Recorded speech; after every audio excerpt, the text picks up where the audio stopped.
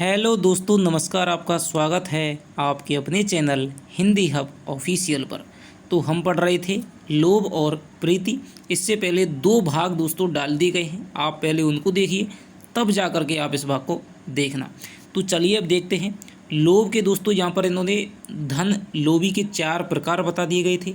एक तो ये था कि जो अपनी आवश्यकताओं की पूर्ति के लिए करता है, एक जो था अधिक सुख की प्राप्ति के लिए करता है, एक जो भविष्य की आशंका के निवारण के लिए करता है, और एक जो बिना किसी उद्देश्य के लिए करता है।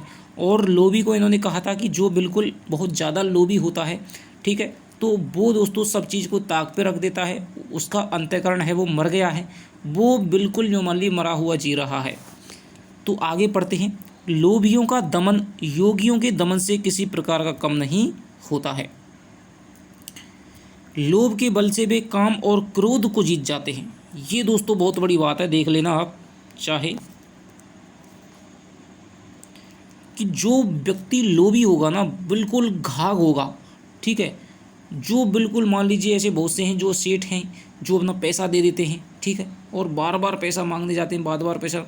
तो जो बिल्कुल व्यक्ति नहीं देना चाहता उसे सब कुछ सहने की, सब कुछ सुनने की आदत पड़ जाती है, चाहे उसे कितनी ही गालियाँ दो, ठीक है। तो दोस्तों वो क्या है, पचाना सब कुछ सीख जाता है। तो काम को क्रोध को जीत जाते हैं, सुख की वासना का त्याग कर देते हैं, मान अपमान में समान भाव रखते हैं।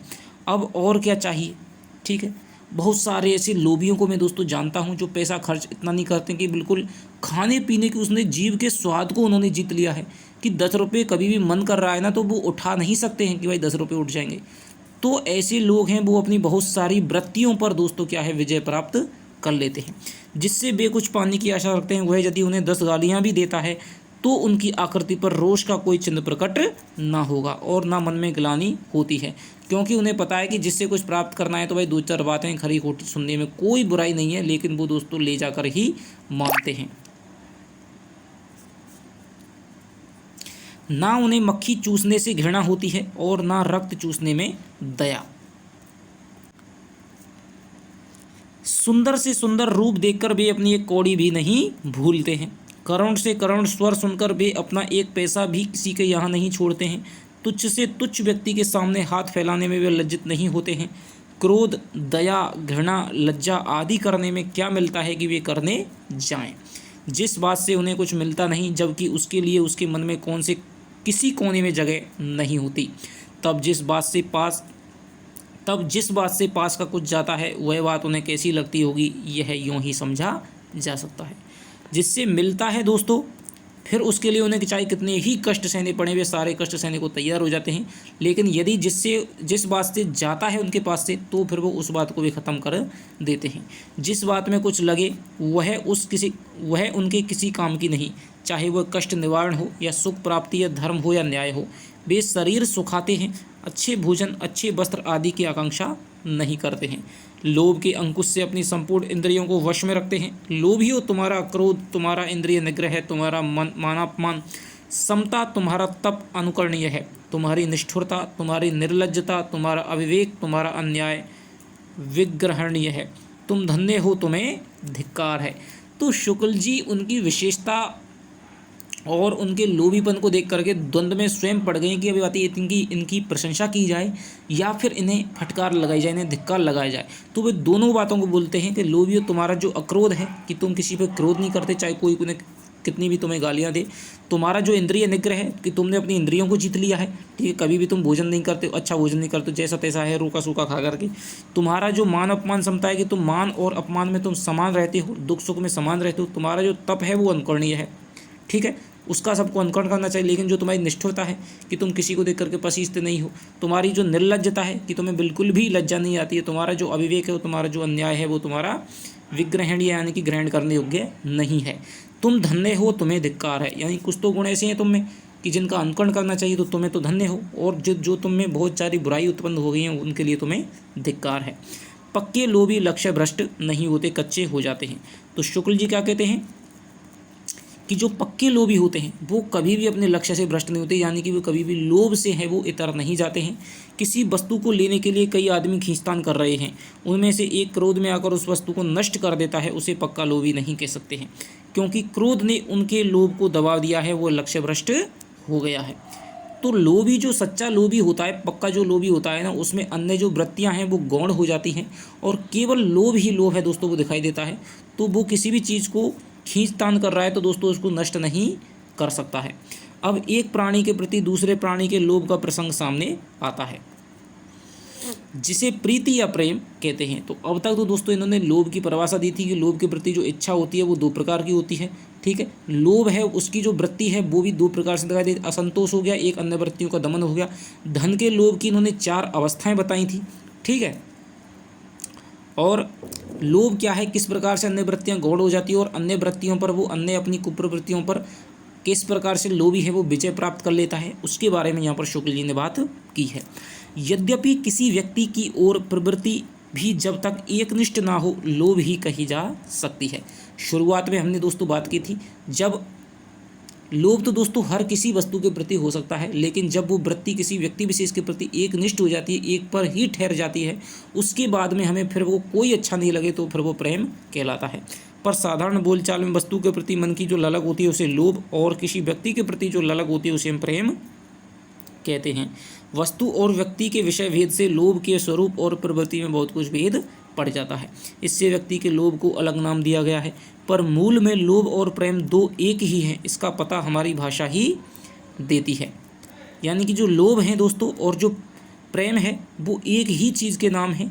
भले ही हिंदी में दोस्तों हम हर चीज़ का प्रयोग है वो हर संदर्भ में अलग अलग करते हैं, इसकी पता हमारी भाषा ही देती है। किसी रूपवान या रूपवती को देखकर उस पर लोभा जाना, ठीक है, मोहित हो जाना बराबर कहा जाता है। अंग्रेजी के प्रेमवाचक शब्द लव कहा जाता है अंग्रेजी में, सैक्सन के लुफू, ठीक है, और लैटिन के लोबेट को संबंध में संस्कृत में लोभ अर्थात लोभ धातु से स्पष्ट लक्षित होता है। तो संस्कृत में जो लव है दोस्तों, जो लुफू है, लोबेट है, उसको दोस्तों लोभ माने होता है लोभाना। किसी व्यक्ति पर आप मोहित हो गए, अच्छा लगा, तो फिर उसे कहते हैं लोभा गया। उसके लिए संस्कृत में क्या धातु लगती है, लोभ, ठीक है, जिससे हिंदी का है वो लोभ शब्द बना है। किसी व्यक्ति का लोभ वस्तु के लोभ से कितना विलक्षण होता है, अब यह देखना चाहिए। विलक्षणता का सबसे बड़ा कारण है दोनों पक्षों में मनस्तत्व का विधान। तो विलक्षणता कब होगी, जब दोनों में मन के प्रति क्या भावना रहती है ये हमें पता चले। जो लुब्ध होता है उसके भी हृदय होता है और जिस पर लुब्ध होता है उसके भी। भाई मान लीजिए लोभ में क्या होता है, आप किसी व्यक्ति पर क्या है, किसी वस्तु पर आप क्या है मोहित होते हैं, लोभा जाते हैं, तो आपके अंदर ही दोस्तों क्या है, हृदय है। किसी वस्तु में कोई भी हृदय नहीं है, यानी कि उसकी जो प्रतिक्रिया है वो बिल्कुल गौण दिखाई देती है। अतः किसी व्यक्ति का लोभी उस व्यक्ति से केवल बाह्य संपर्क रखकर ही तुष्ट नहीं हो सकता। इसलिए जो व्यक्ति का लोभी है तो वो उससे बाह्य संपर्क नहीं बल्कि आंतरिक संपर्क भी उसका स्थापित करना चाहता है और चाहता है कि वो भी उसे, दूसरा व्यक्ति है वो भी उसे उतना ही क्या है प्रेम करे, ठीक है, उससे लोभ रखे, उसे अच्छा लगे, उसके हृदय का संपर्क भी चाहता है। अतः मनुष्य का मनुष्य के साथ जितना गूढ़, जटिल और व्यापक संबंध हो सकता है उतना वस्तु के साथ में नहीं होता है। वस्तु, लोभ के आश्रय और आलंबन, इन दो पक्षों में भिन्न भिन्न कोटि की सत्ताएं रहती हैं, पर प्रेम एक ही कोटि की दो सत्ताओं का योग है और इससे कहीं अधिक गूढ़ और पूर्ण होता है। यानी जो प्रेम है वो आपकी एक ही कोटि की दो सत्ताओं का योग है, यानी इधर भी व्यक्ति है उधर भी व्यक्ति है, इधर भी लोभ है उधर भी लोभ है, ठीक है, तो वो क्या है, दो सत्ताओं का क्या है योग हो जाता है। वस्तु के भीतर लोभी चेतना का कोई विधान नहीं देखता है, जिस पर प्रभाव डालने का वो प्रयत्न करे, पर प्रेमी प्रिय की अंतर्वृत्ति पर प्रभाव डालने में तत्पर रहा करता है। भाई मान लीजिए आज आपको किसी से प्रेम हो गया तो कल से ही फिर आप क्या है, अच्छा हेयर स्टाइल लगाते हैं, ठीक है, अच्छे कपड़े पहनते हैं, अच्छी तरह से चलने का बोलने का ढंग करते हैं। तो ये जो है दोस्तों, ये पूरी की पूरी जो वृत्ति है वो क्या है, जब आपका किसी व्यक्ति से प्रेम होता है, मान लीजिए लेकिन आपको किसी कोई चीज़ अच्छी लगी, आपको पेन अच्छा लगा, आपको कोई गार्डन अच्छा लगा, आपको कोई वस्तु अच्छी लगी, आपको किताब अच्छी लगी, तो फिर आप इस प्रकार की क्रियाएं नहीं करते हैं। प्रभाव डालने की यह वासना प्रेम उत्पन्न होने के साथ ही जगती है और बढ़ती चली जाती है। भाई इसलिए प्रभाव डालता है जिससे कि जो दूसरा व्यक्ति है उसके मन में भी मेरे प्रति उतना ही प्रभाव है वो आ जाए। वस्तु पर लुब्ध होकर कोई उस चिंता में नहीं पड़ता कि उस वस्तु को मालूम हो जाए कि वह उस पर लुब्ध है, पर किसी पर लुब्ध या प्रेमासक्त होते ही प्रेमी बात के लिए आतुर होने लगता है कि प्रिय को उसके प्रेम की सूचना मिल जाए। उसे इस बात की चिंता होती है कि प्रिय को भी उससे प्रेम हो गया है, कम से कम उसके प्रेम का पता लग गया है या नहीं। बा निर्मोहिनी ठीक है, ये आपके ठाकुर का छंद है कि बा निर्मोहिनी रूप की राशि जऊ उर हेतु ना ठानती है। ठीक है, 12 ही बार बिल्लो की घड़ी घड़ी सूरत तो पहचानती है। ठाकुर या मन की प्रतीति जो पे स्नेह न मानती है। और आन आवत है नित मेरे लिए इतनी तो विशेष के जानती है। यहाँ पर ठाकुरदास जी क्या है, किसी प्रेमी की दशा का वर्णन कर रहे हैं जो अपने प्रिय को, अपने दशा को क्या है, इंगित करवाना चाहता है कि वो निर्मोहिनी है, रूप की राशि जऊ और हेतु है ठानती है, कि वो मेरी क्या है, मेरी जो रूप की राशि है, क्या मेरी जो रूप है, मैं जो सुंदर इतना बनने का प्रयास कर रहा हूँ, क्या अपने हृदय में क्या है उसको स्थान देती है। 12 ही बार बिलो की घड़ी घड़ी सूरत तो पहचानती है, कि बार बार मुझे देखती है। ठीक है, घड़ी घड़ी देखती है, क्या वो मेरी सूरत पहचानती है कि नहीं पहचानती है। ठाकुर या मन की प्रतीति है जो पे स्नेह न मानती है, कि जो मेरे मन की जो प्रतीति है, जो मेरे मन का जो भाव है, उसे वो स्नेह है, प्रेम है, वो मानती है कि नहीं मानती है। आवत है नित मेरे लिए इतनी तो विशेष है जानती है। ठीक है, कि वो इतना तो मुझे पता है कि वो नित्य है, वो मेरे लिए ही आती है। तो यहाँ पर अपने प्रेम का है वो दूसरे प्रेमी को क्या है, पता लगवाना चाहता है, ये ठाकुर जी ने कहा है। इस प्रवृत्ति के मूल में कई बातें दिखाई पड़ती हैं। पहली बात तो तुष्टि का विधान है। लोभी या प्रेमी सानिध्य संपर्क द्वारा तुष्ट होना चाहता है। वस्तु के सानिध्य संपर्क के लिए तो वस्तु की ओर से किसी प्रकार की स्वीकृति या प्रयत्न की उपेक्षा नहीं। भाई मान लीजिए आपने किसी वस्तु अच्छी लगी तो आप जब चाहें वो वस्तु के संपर्क में आ सकते हैं। वस्तु ना तो हाँ करेगी ना करेगी, लेकिन व्यक्ति से स्वीकृति की अपेक्षा होती है। पर किसी चेतन प्राणी से प्रेम करके कोई उसके सानिध्य संपर्क की आशा तब तक नहीं कर सकता जब तक वह उससे भी सानिध्य संपर्क की इच्छा ना उत्पन्न कर ले। आपको आज किसी से प्रेम हो गया तो आप ये थोड़ी है आप मन उठाए जब चल गए, भाई दोनों का जब इच्छा होगी तब ही आपका मिलाप है वो हो सकता है। दूसरी बात यह है कि प्रेम का पूर्ण विकास तभी होता है जब दो हृदय एक दूसरे की ओर क्रम से खिंचते हुए मिल जाते हैं। इस अंतरयोग के बिना प्रेम की सफलता नहीं मानी जा सकती है। अतः प्रिय को अपने प्रेम की सूचना देना उसके मन को अपने मन से मिलाने के लिए न्योता देना होता है। ठीक है भाई, आपको एक तरफा प्रेम हो गया, आप क्या कुछ ना कुछ करते रहते हैं जिससे कि उसे पता चल जाए। ठीक है, अपना प्रभाव है वो जमाते रहते हैं कि भाई आपको उससे बहुत ज़्यादा प्रेम है, जिससे उसके अंदर भी प्रेम उत्पन्न हो जाएगा। और जब दोनों के अंदर ही प्रेम उत्पन्न हो जाएगा तो दोनों का जब मिलाप होगा तो वही दोस्तों प्रेम की सफलता है वो कही जाती है। ठीक है, जब तक आपका एक तरफा आपका प्रेम हो गया तब तक आपकी प्रेम की सफलता नहीं कही जाएगी। अपने प्रेम की सूचना देने के उपरांत प्रेमी के हृदय में अपनी और कुछ भावों की प्रतिष्ठा चाहता है कि भाई उसके हृदय में भी क्या है, मेरे लिए अच्छा है वो भाव, जितना मैं उसे चाहता हूँ वो भी मुझे चाहे। पहले कहा जा चुका है कि सहसा उत्पन्न लोभ या प्रीति का प्रथम संवेदनात्मक अवयव है अच्छा लगना। आपको किसी से प्रेम होगा सबसे पहले क्या है, अच्छा लगेगा। परिचय आप करेंगे, ठीक है, परिचय के बिना प्रेम विकसित नहीं हो सकता, ये कहा गया है। तो परिचय आप जैसे ही लेंगे तो आपको क्या है, कोई ना कोई अच्छा लगेगा। जब तक अच्छा नहीं लगेगा तब तक आपका ना तो लोभ उत्पन्न होगा और ना ही आपका प्रेम उत्पन्न होगा। वस्तु के संबंध में तो उस वस्तु का अच्छा लगना काफ़ी होता है। लोभियों को इस फेर में नहीं पड़ना पड़ता है कोई वस्तु उन्हें अच्छी लग रही है उसे वे भी अच्छे लगें। पर प्रेमी यह चाहने लगता है कि जिस प्रकार प्रिय मुझे अच्छा लगता है उसी प्रकार मैं भी प्रिय को अच्छा लगूं। वह अपना सारा अच्छापन किसी न किसी बहाने से उसके सामने रखना चाहता है। ठीक है, तो ये सारी बातें आप समझ रहे होंगे। ठीक है, आपके जीवन में भी काम आई होंगी। यह बराबर देखने में आता है कि जब किसी नवयुवक का चित्त किसी युवती की ओर आकर्षित होता है तब वह ऐसे स्थानों पर जाते समय जहाँ उसके दिखाई पड़ने की संभावना होती है, ठीक है, उसका ध्यान कपड़े लत्ते की सफाई सजावट की ओर कुछ अधिक हो जाता है। मान लीजिए कि शाम के वक्त जा रहे हैं, ठीक है, किसी के घर है, उसी से आपका प्रेम हो गया है, उसके घर के सामने से आपको जाना होता है, तो आपकी जो दोस्तों दशा है, चाल है, वो अपना आप ही सजग हो जाएगी कि भाई मैं ऐसा चलूँ कहीं से वो देख नहीं ले मुझे। ठीक है, आप अपने बालों को संभाल लेंगे तो ये अपनी सजावट कपड़े लत्तों को क्या है अच्छी तरह से आप क्या है उसकी ओर अधिक ध्यान हो जाता है। सामने होने पर बातचीत और चेष्टा में भी एक खासा ढब देखा जाता है। अवसर पड़ने पर चित्त कोमलता, सुशीलता, वीरता, निपुणता इत्यादि का प्रदर्शन भी होता है। ठीक है, जैसे कि आपकी फिल्मों में देखा होगा, ठीक है, आग में कूद जाते हैं, इसके लिए कोमलता है, ठीक है, मदद करते हैं, गरीबों की मदद करते हैं, सुशीलता, वीरता के, ठीक है, ये गुण है वो दिखाते हैं। प्रेम को जिस घड़ी ये पता चलता है कि प्रिय का चित्त भी उसकी ओर थोड़ा बहुत खिंचा है, उसी घड़ी से वह लोभ की ऊपरी सतह से और गहरे में जाकर प्रेम के आनंद लोक में मग्न हो जाता है। लेकिन जैसे ही प्रेम करने वाले को ये पता चलता है कि भाई उससे दूसरे के अंदर भी उसके प्रति प्रेम है, तो फिर है दोस्तों जो लोभ है वो आपके प्रेम में परिणत हो जाता है। एक दूसरे की ओर आकर्षित दो हृदयों के योग से जीवन में एक नया रस उत्पन्न हो जाता है, दूनी सजीवता आ जाती है, आनंद की सद्भावना भी बहुत अधिक बढ़ जाती है और दुख की भी। प्रिय के हृदय का आनंद प्रेमी के हृदय का आनंद हो जाता है। अतः एक और तो प्रिय के आनंद का मेल हो जाने से प्रेमी संसार की नाना वस्तुओं में कई गुने अधिक आनंद का अनुभव करने लगता है। ठीक है, तो दोस्तों जब प्रेम होता है, ठीक है, आपने भी महसूस किया होगा कि सारी संसार की सारी वस्तुएं वो अच्छी लगने लगती हैं। ठीक है, हर कोई अच्छा लगने लगता है। तो जो वो आनंद है उसकी बात यहाँ पर शुक्ल जी करते हैं कि नाना वस्तुओं में कई गुने अधिक आनंद का अनुभव करने लग जाता है। ये भंवरे गाने लग गए हैं, कलियाँ खिलने लग गई हैं, चाँद है मस्ताना, ये वाला फला वो, ठीक है, चांदनी रातें, ये वाली बात है। दूसरी ओर प्रिय के अभाव में उन्हीं वस्तुओं में उसके लिए आनंद बहुत कम या बहुत कुछ भी नहीं रह जाता है। तो यहाँ पर जो संयोग सुख है और वियोग सुख है, जो चांद संयोग में सुख दे रहा था वही वियोग में उसको तड़पाता है।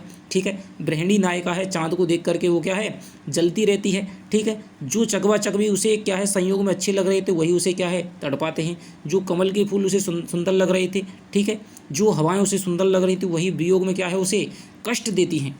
तो ये जो बात है, वियोग की दशा में तो वे वस्तुएं उल्टा दुख देने लगती हैं। होते होते तारे अनगारे चमकत चहूँ ऐसे और, ठीक है, बैरी विदु मंडल भभु को सो बरत है। तो ये एक वियोगनी की दोस्तों पीड़ा है। ठीक है, अंतर उद्वेगदा है, आंखें में प्रवाह है, आंसू देखी अटपटी चाह बीजन दहन है। तो आंसू हैं दोस्तों, वो भी क्या है उसको अंगार की तरह लग रहे हैं।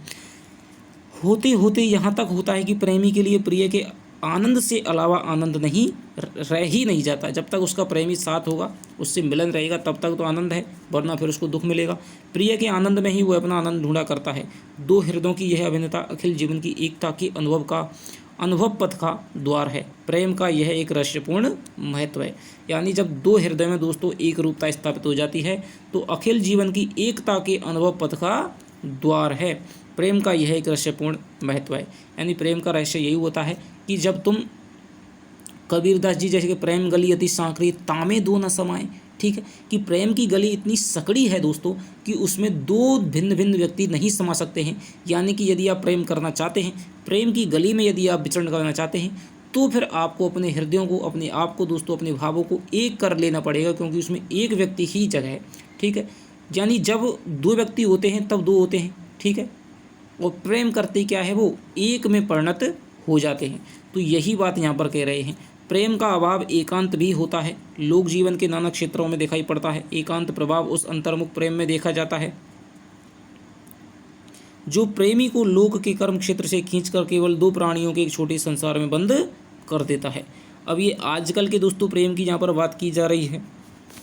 ठीक है, कई बार क्या है कि हम एक दो प्रेम कर लेते हैं और फिर उन्हें संसार से कट जाते हैं, उन्हें कोई मतलब ही नहीं रहता है। उनका उठना बैठना, चलना फिरना, जीना मरना सब उसी के घेरे में आ जाता है। वह उस घेरे के बाहर कोई प्रभाव उत्पन्न करने के उद्देश्य से कुछ भी नहीं करता है। उनमें जो साहस, धीरता, दृढ़ता, कष्ट, सहिष्णुता आदि दिखाई देती है वह प्रेम मार्ग के बीच प्रेम उन्माद के रूप में, लोक के बीच कर्तव्य के रूप में नहीं। यानी कि उनके बीच में जो जितने सारे गुण दिखाई देते हैं वो केवल अपने प्रिय के लिए है, बल्कि वो अपने संसार में, समाज के लिए कुछ भी अच्छा नहीं कर पाते हैं। सारांश यह है कि इस प्रकार के प्रेम का क्षेत्र सामाजिक और पारिवारिक जीवन से विच्छिन्न होता है। उसमें प्रिय पक्ष का प्रबल राग जीवन के अन्य सब पक्षों से पूर्ण विराम की प्रतिष्ठा कर देता है। फारसी के साहित्य में ऐसे ही एकांतिक और लोकबाह्य प्रेम की प्रधानता दिखाई देती है। यानी जो लैला मजनू है, शेरी फरहाद है, ठीक है, या फिर आपके जो भी आपकी फारसी की जो भी कथाएं हैं उनमें क्या है, दो व्यक्ति हैं एक दूसरे से प्रेम करते हैं, ठीक है, और सारी दुनिया को दोस्तों छोड़ देते हैं, उन्हें केवल अपने से मतलब है बस। ठीक है, लेकिन दोस्तों भारत में प्रेम की आप विधान देखिए। राम है, ठीक है, सीता से प्रेम करते हैं, ठीक है, सीता को रावण उठा ले जाता है तो सारे दोस्तों जंगल जंगल छान बिरते हैं, ठीक है, बानरों को साथ लेते हैं, समाज में दोस्तों भला करते हैं और रावण का क्या है अंत करते हैं। तो ये भारत के प्रेम है। और जो है एकांतिक और लोकबाह्य प्रेम है वो आपके फारस की कथाओं में देखने को मिलता है। भारतीय साहित्य में गोपियों के प्रेम को प्राय यही स्वरूप दिया गया है।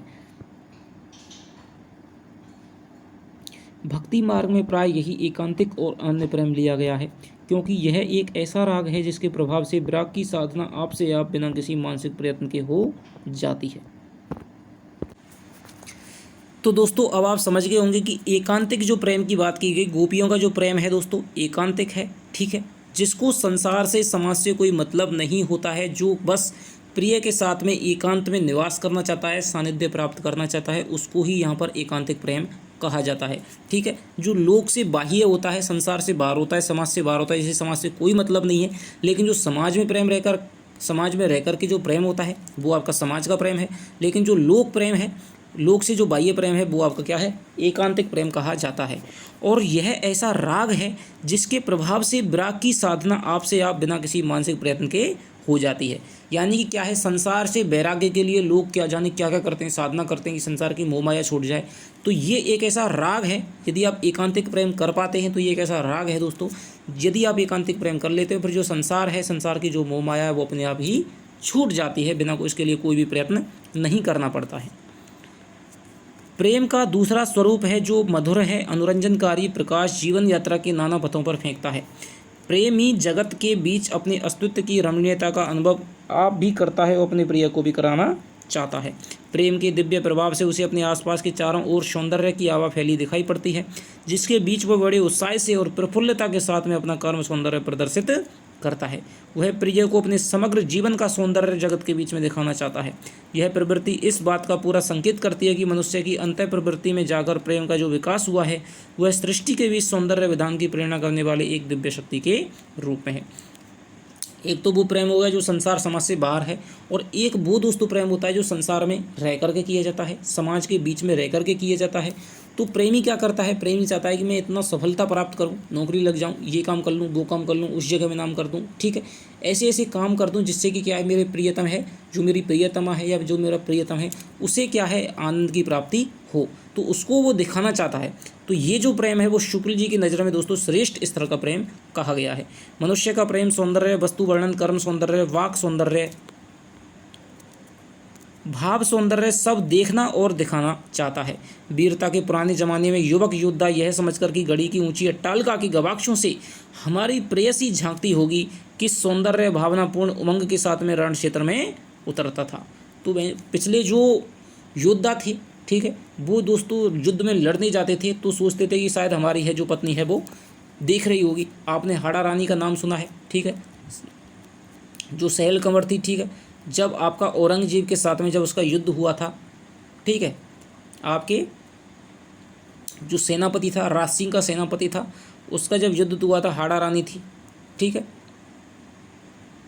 तो क्या है, उसे युद्ध में भी दोस्तों उसे याद आ रही थी, ठीक है, तो क्या उसने सर काट के दे दिया था। तो रण क्षेत्र में भी जब योद्धा उतरता था तो वो सोचता था कि शायद हमारी जो प्रेमिका है, ठीक है, हमारी जो प्रेयसी है, वो कहीं ना कहीं किसी ना किसी ऊंचे अट्टालिका से, उसकी खिड़की से हमें देख रही होगी। इसलिए वो रण में भी दोस्तों क्या है, अपने बड़े कौशल से, बड़े पराक्रम से और बड़ी ही शूरवीरता के साथ में लड़ता था। कर्म का सबसे अधिक विकट क्षेत्र युद्ध है, ठीक है, तो ये आप याद रखना कि कर्म का सबसे अधिक विकट क्षेत्र किसको माना है, युद्ध को माना है। इससे आर्य जाति के वीर काल के काव्यों में श्रृंगार और वीर का अत्यंत मनोहर समन्वय पाया जाता है। तो जो दोस्तों आदिकाल है, वीरगाथा काल है, उसके जो काव्य हैं उनमें दो ही गुण मिलते हैं, एक तो आपके वीर रस मिलता है और एक आपका श्रृंगार रस मिलता है।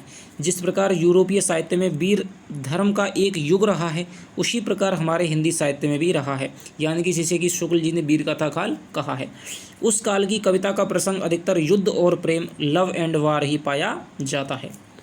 भारतीय प्रबंध काव्यों की मूल प्रवृत्ति लोक जीवन के संश्लिष्ट प्रेम के वर्णन की ओर अधिक ही रही है। तो भारतीय जो प्रबंध काव्य यहाँ पर क्या है, फिर से दोबारा से तुलसीदास की तरफ आ गए हैं कि जो लोक वर्णन है, ठीक है, जो मूल प्रवृत्ति, जो प्रबंध काव्य रचे गए हैं भारतीय साहित्य में, जैसे कि आपका रामायण है, महाभारत है, ठीक है, रामचरितमानस है, तो जितने भी प्रबंध काव्य रचे गए उनकी जो मूल प्रवृत्ति है वो आपके लोक जीवन के संश्लिष्ट प्रेम के वर्णन की ओर अधिक रही है, यानी कि जो समाज में रहकर के जो प्रेम किया गया है। आदि कवि वाल्मीकि ने राम और सीता के प्रेम का विकास है वो मिथिला अयोध्या के महलों और बगीचों में ना दिखा करके दंड कारण्य के विस्तृत कर्म क्षेत्र के बीच में दिखाया है। ये देख लीजिए, वनों में जहाँ पर पंचवटी में सीता और राम का जो निवास था, ठीक है, कुटी बनी गई थी, तो वहाँ पर उनका क्या है, विकास दिखाया है, ठीक है। उसमें दिखाया कि लंका जाकर के राम है, ठीक है, उसको पार करके रावण का वध करते हैं, ठीक, उसमें उनका प्रेम है वो दिखाया है। जबकि एकांतिक प्रेम क्या है, उसे संसार से, समाज से कोई मतलब नहीं होता है, वो केवल अपना एकांत में अपने प्रिय का सानिध्य प्राप्त करना चाहता है। उनका प्रेम जीवन यात्रा की मार्ग में माधुर्य फैलाने वाला है, उससे अलग किसी कोने में चौकड़ी या आहें भराने वाला नहीं है। उनके प्रभाव में वनचर्या में एक अद्भुत रमणीयता आ गई है। सारे कटीले पथ प्रसून में हो गए हैं, सारे कटीले पथ हैं वो प्रसून हो गए हैं। जैसे इस तुलसीदास का दुआ है, पुरते ने किसी रघुवीर वधु धर धीर दिए मग में डर दे, झलकी वरी बाग कनी चलकी पुट सूख गई अधराधर हुए। ठीक है, फिर पूछती है चलनो अब केतिक, पर्ण कुटी कर हो कित है। ठीक है, अखियाँ अति चारू चली जल की चलू। तो ये जो वाली जो है सवैया कहा गया है कि पुरते निकसी रघुवीर वधु की जो सीता है वो महल से निकल गई है। ठीक है, रास्ते में चल रही है, कांटे हैं, धूल हैं, कंकड़ हैं। ठीक है, तो बार बार वो क्या है, उसकी क्या है, पसीने की बूंदें झलक आती है उनके चेहरे पर, माथे पर। ठीक है, बार बार पूछते हैं कि तुमने कुटी है वो कहाँ। तो ये जो प्रेम का जो रूप है दोस्तों वो दिखाया गया है। सारे कटीले पथ हुए वो क्या है, प्रसून में हो गए हैं। संपूर्ण कर्म क्षेत्र एक मधुर ज्योति से जगमगा उठा है। कोमलांगी सीता अपने प्रिय पति की विशाल भुजाओं और कंधे के ऊपर से निकली हुई धनुष की वक्र कोटि पर मुग्ध निबिड़ और निर्जन काननों में निशंक विचर रही है। खर दूषण की राक्षसी सेना कोलाहल करती आ रही है। राम कुछ मुस्कुराकर एक बार प्रेम भरी दृष्टि से सीता की ओर देखते हैं, फिर वीर दर्प से राक्षसों की ओर दृष्टि फेरकर अपना धनुष चढ़ाते हैं। उस वीर दर्प में कितनी उमंग, कितना उत्साह है, कितना माधुर्य रहा होगा। ठीक है, ऐसा ही प्रसंग दोस्तों निराला की राम की शक्ति पूजा में आता है। ठीक है, कैसा आता है कि जब राम है वो आपके रावण से युद्ध में नहीं जीत पाते हैं, तो फिर शक्ति का विधान के लिए वो 9 दिन की क्या है आपके शक्ति की क्या है पूजा करते हैं। ठीक है, तो जब सेना है सारी थक हार करके क्या है आती है, लौटती है, निराशा का वातावरण है। ठीक है, सारे युद्ध में, तो राम है वो अगले दिन जाने के लिए दोस्तों क्या है बेचैन है कि जो आज तक मेरा जो हृदय कभी से युद्ध करने में लड़खड़ाता नहीं था वो भी आज क्या है रावण से क्या है भयभीत प्रतीत हो रहा है। तो फिर क्या है वो सोचते क्या जाते हैं, तो एकदम से उन्हें क्या है सीता की क्या है विचार आता है और उनमें दुगना उत्साह है भर जाता है। तो ये जो वाली बात है यहाँ पर कितना माधुर्य रहा होगा। सीता हरण होने पर राम का वियोग जो सामने आता है वह भी चारपाई पर करवटें बदलने वाला नहीं है, समुद्र पार कर पृथ्वी का भार उतारने वाला है। एकांतिक जो प्रेम होता है यदि दोस्तों उसमें वियोग हो गया तो क्या है आदमी करवटें बदलता रहेगा, रोता रहेगा। ठीक है, आहें भरता रहेगा। लेकिन जो सीता का वियोग है तो राम क्या है सारे दोस्तों भारत को पार करके दक्षिण में आपके लंका में जाते हैं और समुद्र पर पुल बना करके क्या है सीता को क्या है लाते हैं और रावण का क्या है वध करते हैं, जिससे कि समाज और मानवता का कल्याण होता है। तो ये जो प्रेम है दोस्तों वो आपका क्या है संश्लिष्ट समाज का प्रेम है, एकांतिक प्रेम नहीं है। तो भारत के जो महाकाव्य हैं, प्रबंध काव्य, उनमें इसी प्रेम की प्रधानता दिखाई देती है। लेकिन जो गोपियों का प्रेम है दोस्तों वो एकांतिक है, उन्हें कोई संसार समाज से मतलब नहीं है, उन्हें तो केवल कृष्ण कृष्ण कृष्ण चाहिए। उस एकांतिक प्रेम की अपेक्षा जो प्रेमी को एक घेरे में उसी प्रकार बंद कर देता है जिस प्रकार कोई मरीज को एक कोठरी में बंद कर देता है।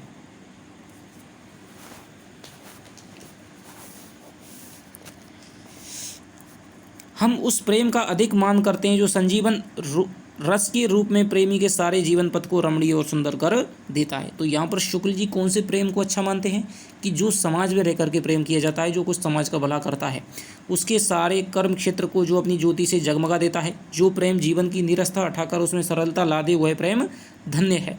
जिस प्रेम का रंजनकारी प्रभाव विद्वान की बुद्धि, कवि की प्रतिभा, चित्रकार की कला, उद्योग की तत्परता, वीर के उत्साह तक बराबर फैली दिखाई दे, उसे हम भगवान का अनुग्रह समझते हैं। भगवत भक्ति के लिए हम तो प्रेम की यही पद्धति समीचीन मानते हैं, जबकि प्रेम के प्रिय के संबंध में ना जाने कितनी वस्तुएं प्रिय हो जाती हैं, तब उस परम प्रिय के संबंध में सारा जगत प्रिय हो सकता है। यदि मान लीजिए आप किसी से प्रेम करते हैं तो उसकी चीज़ें भी वो जिन चीज़ों को पसंद करती है मान लीजिए आपको भी अच्छी लगती हैं, तो क्या एक ऐसा प्रेम नहीं हो सकता? प्रेम की ऐसी भी पराकाष्ठा हो सकती है जिसमें आपको सारा संसार ही मान लीजिए अच्छा लगने लग जाए। तो फिर जो ऐसा प्रेम है दोस्तों वो भगवान का क्या है परम अनुग्रह कहा जा सकता है। शुद्ध भक्ति मार्ग में जगत से विरक्ति का स्थान हम ढूंढते हैं और नहीं पाते हैं। भक्ति राग की वह दिव्य भूमि है जिसके भीतर सारा चराचर जगत आ जाता है। जो भक्त इस जगत के को ब्रह्म की ही व्यक्त सत्ता या विभूति समझेगा, भगवान के लोकपालक और लोकरंजक स्वरूप पर मुग्ध रहेगा, वह अपने स्नेह, अपनी दया, अपनी सहानुभूति को लोक में और फैलाएगा, चारों ओर से खींच लेगा। यहाँ पर क्या कह रहे हैं कि यदि मान लीजिए भक्त है ठीक है, वो भगवान को सब कुछ समझता है और संसार को यदि भक्त है वो भगवान का समझेगा ना, तो फिर सारे संसार में उसकी क्या है दिव्यता को फैलाएगा, अपनी भक्ति से उसका क्या है प्रचार प्रसार करेगा, इस संसार में ही रमण करेगा। ये नहीं कि संसार से भाग करके किसी गुफा में जाकर के तपस्या करने लग जाए। तो ये वाली बात है वो शुक्ल जी कह रहे हैं। हम तो जगत के बीच हृदय के सम्यक प्रसार में ही भक्ति का प्रकृत लक्षण देखते हैं, क्योंकि राम की ओर ले जाने वाला रास्ता इसी संसार से होता हुआ गया है। तो जो शुक्ल हैं वो भक्ति को कौन सी देखते हैं, जो संसार में रह करके की जाने वाली भक्ति है। जब कोई राम भक्त पुत्र कलत्र, ठीक है, कलत्र माने होती है दोस्तों स्त्री, भाई बंधु का राग छेड़ने, कर्मपथ से मुंह मोड़ने और जगत का नाता तोड़ने का उपदेश देता है, तब मेरी समझ है वो जवाब देने लगती है। यानी कि भाई मान लीजिए आपको भक्ति करनी है राम की, ठीक है, यदि आप साधु बन जाएं, बाबा जी बन जाएं, ठीक है, भाई बंधु को छोड़ दें, सारे रिश्ते नातों को छोड़ करके दोस्तों कर्मपथ से आप मुड़ करके यदि आप भक्ति करें, तो दोस्तों शुक्ल जी उसको नहीं मानते हैं। मेरे देखने में तो वही राम भक्त सा लगता है जो अपने पुत्र कलत्र, भाई बहन, माता पिता से स्नेह का व्यवहार करता है, रास्ते में चींटियां बचाता है, किसी प्राणी का दुख देखता हुआ आंसू बहाता हुआ रुक जाता है, किसी दीन पर निष्ठुर अत्याचार होते देख क्रोध से तिलमिलाया हुआ अत्याचारी का हाथ थामने के लिए कूद पड़ता है, बालकों की क्रीड़ा देख विनोद से पूर्ण हो जाता है, लहला आती हुई हरियाली से देख लहला उठता है, खिले हुए फूलों को देख खिल जाता है, जो यह सब देख मुझसे क्या प्रयोजन कहकर के विरक्त या उदासीन रहेगा, क्रोध, करुणा, स्नेह, आनंद आदि को पास तक ना फटकने देगा, उसे मैं ज्ञानी, ध्यानी, संयमी, चाहे जो कुछ कहूँ भक्त कदापि ना कहूँगा। तो शुक्ल जी की दृष्टि में भक्त कौन है, जो संसार में रह करके संसार का भला करे, ठीक है, दीन दुखियों पीड़ितों के आंसू पोंछे, ठीक है, सारे रिश्तों को निभाए, सुख में सुखी हो, ठीक है, सबको उस सुख का है प्रसार करे, प्रचार करे, उसे ही दोस्तों शुक्ल है वो सच्चा भक्त कहते हैं। राम का नाता सारे संसार से नाता जोड़ता है, तोड़ता नहीं है। तो ये भी आपकी पंक्ति है दोस्तों, मुख्य है। लोक मंगल की प्रेरणा द्वारा भक्त अपने नेह का नाता संसार से निभाता हुआ राम से जोड़ने का प्रयास करता है। तो लोक मंगल जो शब्द है, इससे दोस्तों शुक्ल जी को क्या है, बहुत ही ज़्यादा प्रेम है, ठीक है। तुलसी के काव्य में इन्होंने इसी लोक मंगल को लेकर के बहुत भूरी भूरी प्रशंसा की है। लोक मंगल की प्रेरणा द्वारा भक्त अपने नेह का नाता, यानी जो प्रेम का नाता है, वो संसार से निभाता हुआ राम से जोड़ने का प्रयास करता है। तो इसीलिए रामचरितमानस का ये दोस्तों बहुत ज़्यादा बखूबी इनकी बखान करते हैं कि उसके जो राम हैं वो संसार में रहते हुए दोस्तों उसका क्या है, अपने कर्मों को, अपने कर्तव्य पथ को चलते हुए दिखाई देते हैं। इस संबंध निर्वाह में जो बाधक हों भक्त के लिए भी अवश्य त्याज्य हैं, चाहे वे सुहृद स्नेही परिजन ही क्यों ना हो, क्योंकि नाते सवै राम के मनियत सुहृद ससेव्य जहाँ लो। कि नाता क्या है, कि नाता तो क्या है मेरा केवल किससे है, राम से है। राम के लिए यदि कोई मेरा क्या है यदि उसमें कोई बाधा डालेगा, तो फिर जो मेरा सुहृद यानी अच्छा है, ठीक है, उसकी जो सेवा है, ठीक है, वो भी मैं क्या है त्याग कर दूंगा। एकांतिक और लोकबद्ध प्रेम के इन दो स्वरूपों का परिचय हो चुका है। तो प्रेम के इन्होंने दो स्वरूप बता दिए, एक तो एकांतिक बता दिया जो बिल्कुल अकेले में किया जाता है, जिसमें केवल प्रेमी और करने वाला होता है और उसका प्रियतम होता है, और एक हो गया दोस्तों लोकबद्ध जो समाज में रह करके, संसार में रह करके संसार का भला करते हुए, अपना भला करते हुए किया जाता है। तो ये दो स्वरूपों का परिचय हो चुका। अब हम प्रेमी और प्रिय इन दो पक्षों की पारस्परिक स्थिति पर कुछ विचार करना चाहते हैं। प्रेम कहीं तो दोनों पक्षों में युगपद होता है, यानी दोनों तरफ से होता है, अर्थात आरंभ से ही सम है, कहीं पहले एक में उत्पन्न होकर के फिर दूसरे में होता है, और कहीं एक ही में उत्पन्न होकर के रह जाता है। तो ये स्थितियाँ होती हैं, या तो एक साथ दोनों में होगा, या फिर एक में पहले हो जाएगा, दूसरा में फिर दोबारा बाद में हो जाएगा, या फिर एक में होकर ही रह जाता है, दूसरे में होता ही नहीं है, जिसे हम एक तरफा प्रेम कहते हैं, वन साइड लव, अर्थात विषम ही रह जाता है। पहले कहा जा चुका है कि किसी के प्रति प्रेम का प्रादुर्भाव होते ही प्रेमी उसे अपने प्रेम का परिचय देने के लिए आतुर रहता है। यह आतुरता तुल्यानुराग की प्रतिष्ठा के लिए होती है,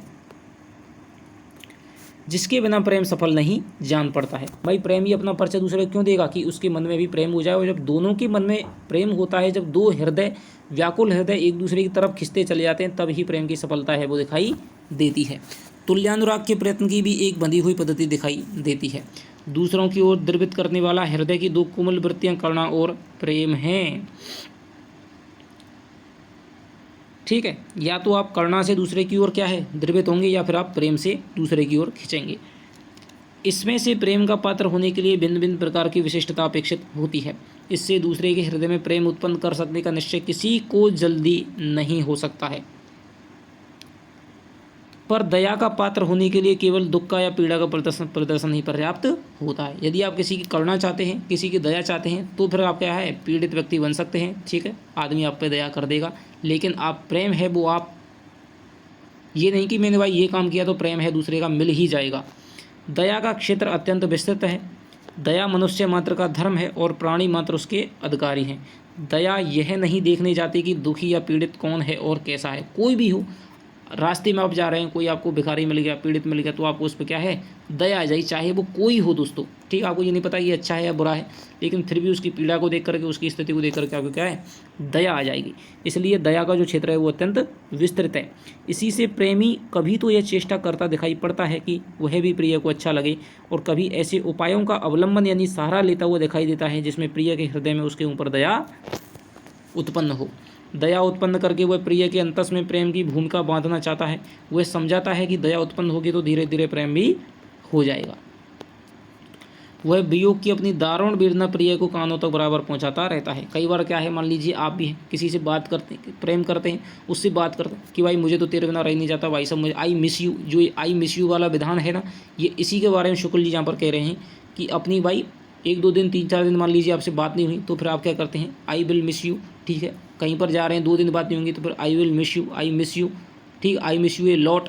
तो ये जो बात कर रहे हैं ना कि भाई मैं तो तुम्हारे क्या है वियोग में मर जाऊंगा, ये है मैं तुम्हें बहुत ज़्यादा याद करूंगा, तो ये क्या है, बराबर अपने प्रिय तक पहुंचाई जाती है, जिससे कि क्या है, उसको दया आए और उसका प्रेम है वो और ज़्यादा गहरा हो जाए। यह ना समझना चाहिए कि प्रिय के हृदय में क्या उत्पन्न। तो आजकल जो हम बातें कर रहे हैं ना, ये शुक्ल जी दोस्तों आज से लगभग आपके 90 साल पहले ही, 100 साल पहले, 90 साल पहले ही कह करके चले गए, लिख करके चले गए थे। यह ना समझना चाहिए कि प्रिय के हृदय में क्या उत्पन्न करने की यह चाह है, तुल्यानुराग की प्रतिष्ठा के पूर्व तक ही रहती है।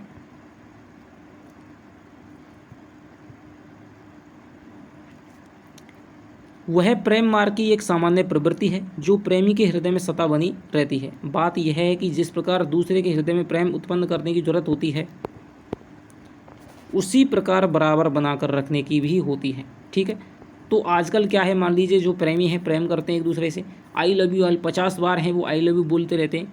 क्यों बोलते रहते हैं, जिससे कि प्रेम है वो बराबर कम नहीं पड़ जाए, बराबर बना रहे। ठीक है, आई मिस यू बोलते रहते हैं, आई लव, तो ये इसीलिए जिससे कि दोनों में क्या है, परस्पर प्रेम है वो बना रहे, कम नहीं हो जाए। प्रेम की रखवाली करने के लिए प्रेमी प्रिय के हृदय में दया को बराबर जगाता रहता है। तो यही बात दोस्तों बोल रहे हैं, मैं आपको थोड़ा सा आपको आसान शब्दों में आपकी भाषा में समझाने का प्रयास कर रहा हूँ।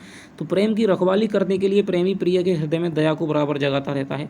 दया या करुणा का भाव जागृत रखने की इस प्रवृत्ति का प्रकर्ष फारसी या उर्दू की शायरी में विशेष रूप से पाया जाता है कि हम तो भाई मर गए, ये हो गए, ये हो रहा है, हम तो भाई जीते हैं, तड़पते हैं।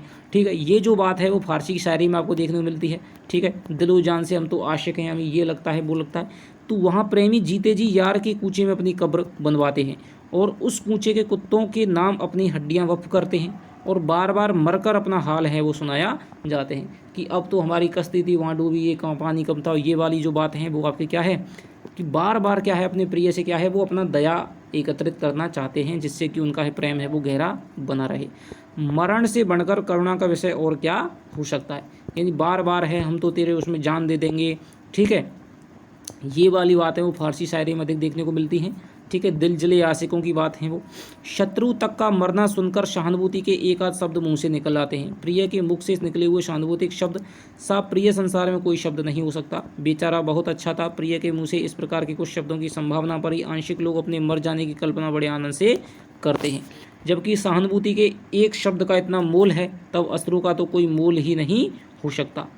ठीक है, मान लीजिए आप किसी ने आज आप प्रेम करते हैं, उससे आपने कहीं मरने की बात करी, तो फिर वो क्या है, आंसू आपके लिए बहा देगा, तो आपको क्या है, थोड़ी सी आपको संतुष्टि प्राप्त होती है। प्राण के बदले में वह भी सस्ता ही जचेगा। यदि प्रेमी को यह निश्चय हो जाए कि मर जाने पर प्रिय की आंखों से आई हुई आंसू की बूंद वह देख सकेगा, तो वह अपना शरीर छोड़ने के लिए तैयार हो सकता है। यह कहा जा चुका है कि तुल्यानुराग यानी कि एक दूसरे के प्रति समान अनुराग है कि प्रतिष्ठा हो जाने पर ही प्रेम की पूर्ण तुष्टि और सफलता प्राप्त होती है। जब दो व्यक्तियों में बराबर का प्रेम है वो स्पष्ट हो जाता है, तब दोनों का मिलन होता है, तभी प्रेम की सफलता कही जा सकती है। हमारे साहित्य के पुराने आचार्यों ने एक पक्ष की प्रीति को रसाभास के अंतर्गत लिया है, यानी जो एक तरफा प्रेम है उसकी जो प्रीति है उसको क्या है, रसाभास के अंतर्गत लिया है। जब तक तुल्यानुराग की संभावना रहती है और प्रिय पक्ष की विरक्ति और उदासीनता का प्रमाण सामने नहीं रहता है, तब तक रस में त्रुटि नहीं मानी जाती है।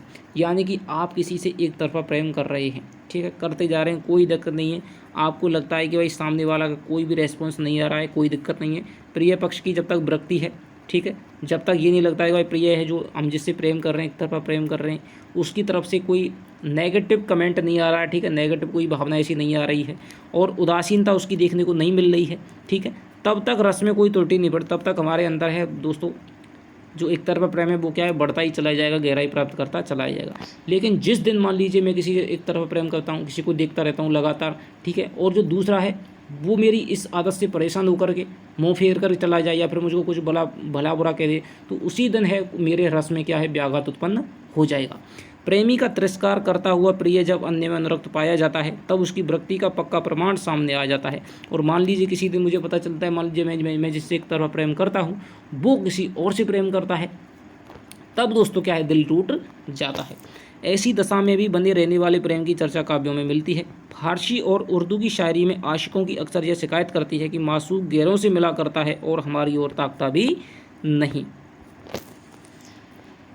कृष्ण के मथुरा चले जाने पर गोपियों की शिकायत भी कुछ कुछ इस ढंग की हो गई थी। रस और रसाभास की बात छोड़ हमें प्रेम के स्वरूप पर विचार करना है, जिसमें प्रेमी तो प्रेम में विब्बल रहता है, प्रिय उसकी ओर ध्यान ही नहीं देता है या बराबर उसका तिरस्कार करता जाता है। क्या ऐसा कोई प्रेम ही नहीं है? यह नहीं कहा जा सकता, ठीक है। एक तो है साहब अपने प्रेम में अपने मस्त है, और एक है वो एक तरफा प्रेम उससे किया जा रहा है, उसकी तरफ कोई ध्यान ही नहीं है। क्या फिर ये प्रेम नहीं है? ये भी दोस्तों प्रेम का एक रूप कहा जाता है। प्रेमी तो प्रेम कर चुका, उसका कोई प्रभाव प्रिय पर पड़े या फिर ना पड़े, उसके प्रेम में कोई कसर नहीं है। प्रिय यदि उससे प्रेम करके उसकी आत्मा को तुष्ट नहीं करता है तो इसमें उसका क्या दोष? तुष्टि का विधान ना होने से प्रेम की स्वरूप की पूर्णता में कोई त्रुटि नहीं आ सकती है। जहाँ तक ऐसे प्रेम के साथ तुष्टि की कामना या अतृप्ति का लोभ लगा दिखाई देता है, तुष्टि की कामना या अतृप्ति का लोभ लगा दिखाई देता है, वहाँ तक तो उसका उत्कर्ष रूप प्रकट नहीं होता है। पर जहाँ आत्मा तुष्टि की वासना व्रत हो जाती है या पहले से ही नहीं रहती है, वहाँ प्रेम का अत्यंत निखरा, निर्मल और विशुद्ध रूप दिखाई देता है। यानी एक ऐसा एक तरफा प्रेम जिसमें हम केवल प्रेम करें, हम प्रिय से ये नहीं चाहें वो हमें प्रेम करे मत करे, किसी और से करे, लेकिन फिर भी दोस्तों हमारा जो मन है वो सच्चा रहता है, तो उसको शुक्ल जी ने बहुत ही निर्मल और विशुद्ध रूप कहा है प्रेम का। ऐसे प्रेम की अविचल प्रतिष्ठा अत्यंत उच्च भूमि पर होती है। प्रेमी प्रिय से कुछ भी नहीं चाहता है, केवल यही चाहता है। कई फिल्मों में आपने ऐसा देखा होगा, ठीक है, कि भाई जो खुद जिससे प्रेम करता है उसकी शादी है वो किसी दूसरे से करवा देता है, ठीक है। तो इस प्रकार की जब बात आती है तो वो क्या है, वो उच्च भाव भूमि पर निकला हुआ प्रेम होता है।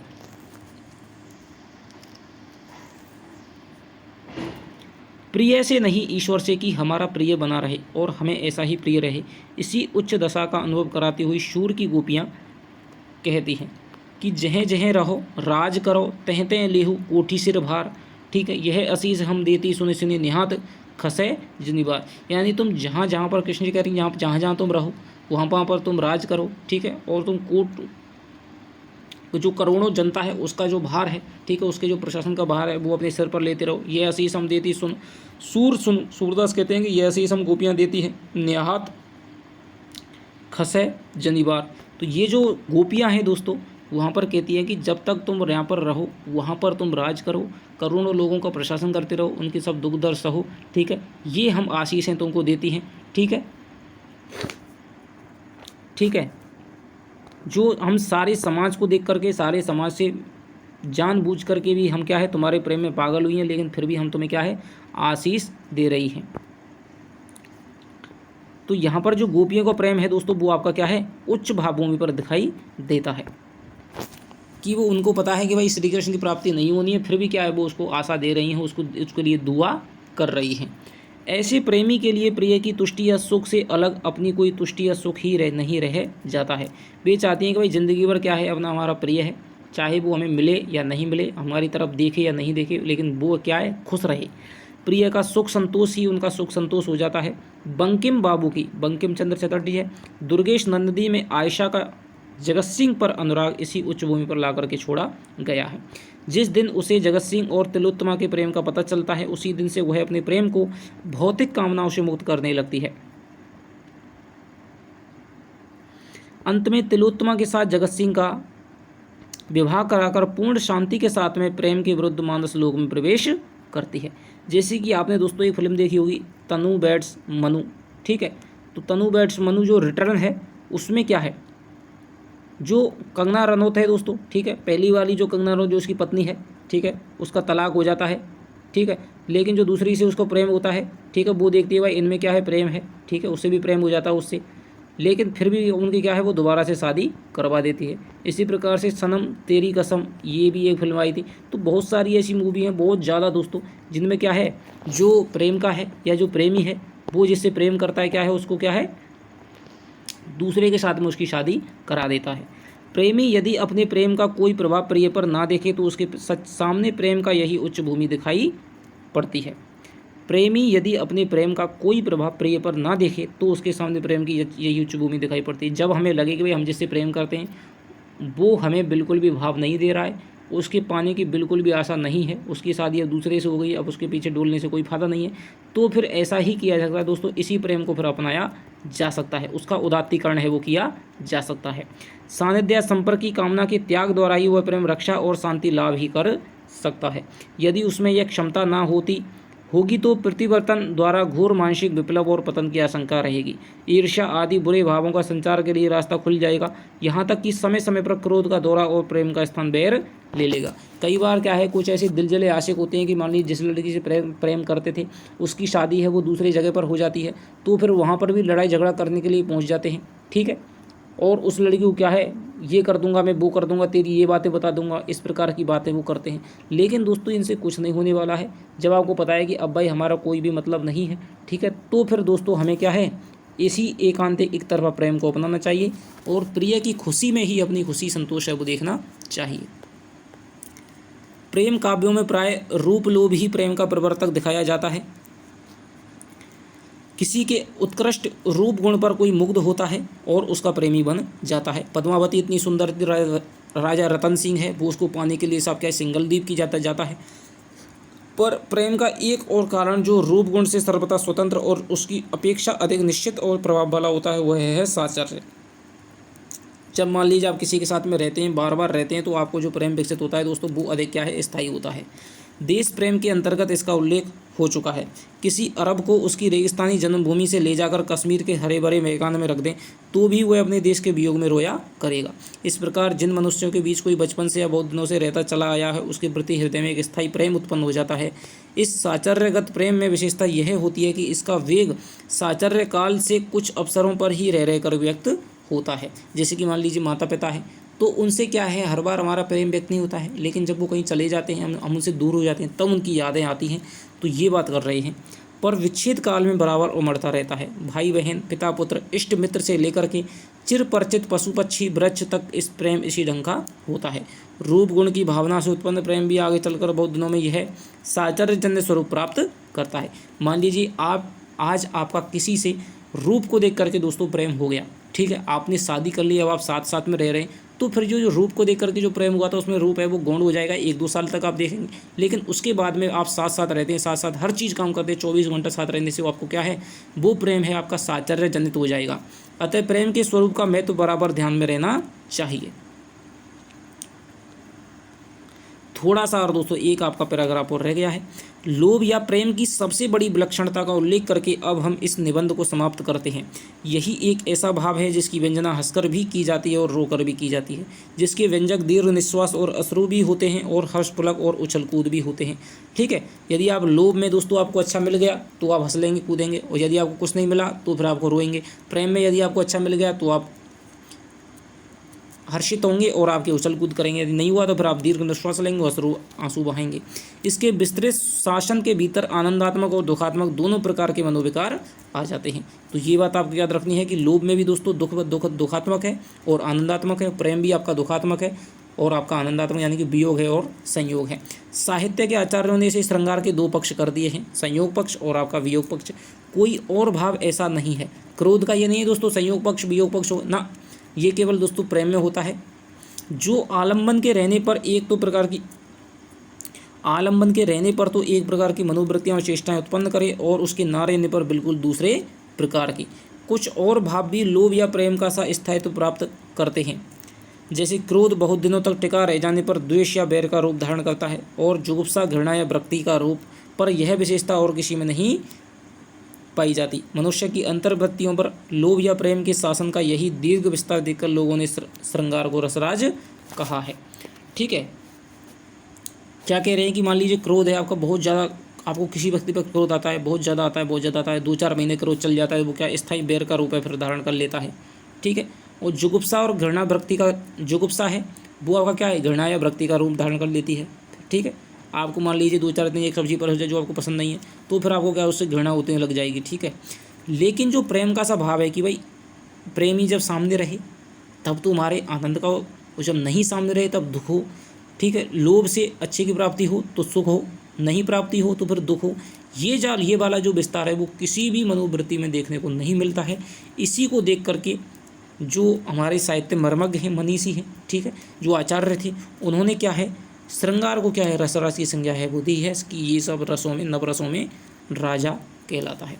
तो ये दोस्तों आपका हो गया लोभ और प्रीति, जहाँ पर लोभ के और दोस्तों प्रीति का कितना विशद विस्तार से दोस्तों आचार्य शुक्ल ने विवेचन किया है।